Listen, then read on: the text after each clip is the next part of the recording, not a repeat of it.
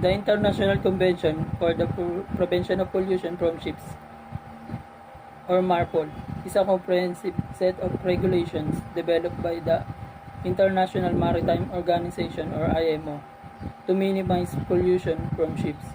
This convention consists of 6 annexes, each convention addressing different types of marine pollution and setting standards for the prevention and reduction of such pollution.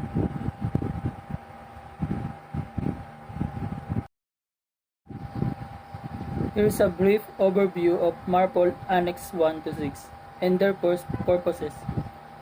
First is MARPOL Annex 1, Prevention of Pollution by Oil. This annex aims to minimize pollution from oil spills by regulating the discharge of oil and oily mixture from ships, as well as the design and equipment requirements related to oil pollution prevention. Annex 2, Control of Pollution by Noxious Liquid Substances in Bulk. Annex 2 focuses on the prevention of pollution from harmful substances carried in bulk on ships.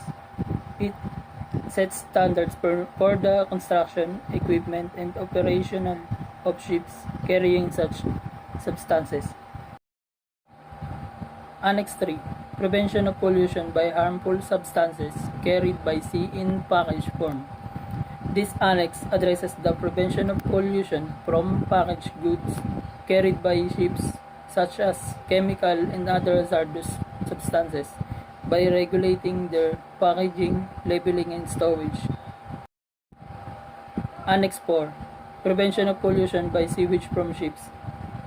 Annex 6 aims to prevent pollution from sewage discharges by setting standards for sewage treatment system on ships and regulating the discharge of sewage into the sea.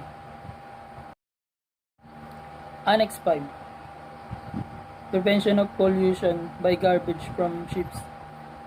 Annex 5 focuses on prevention of pollution from ship-generated garbage, including plastics, food waste, and other refuse.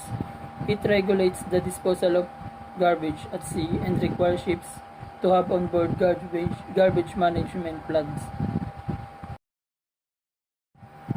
And lastly, Annex 6, Prevention of Air Pollution from Ships. This annex addresses air pollution from ships by setting limits on emission of sulfur oxides, nitrogen oxides, and other pollutants.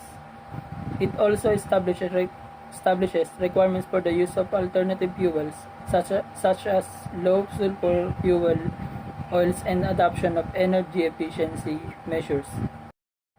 Overall, the purpose of MARPOL and its annexes is to protect marine environment and human health by minimizing pollution from ships and promoting sustainable shipping practices.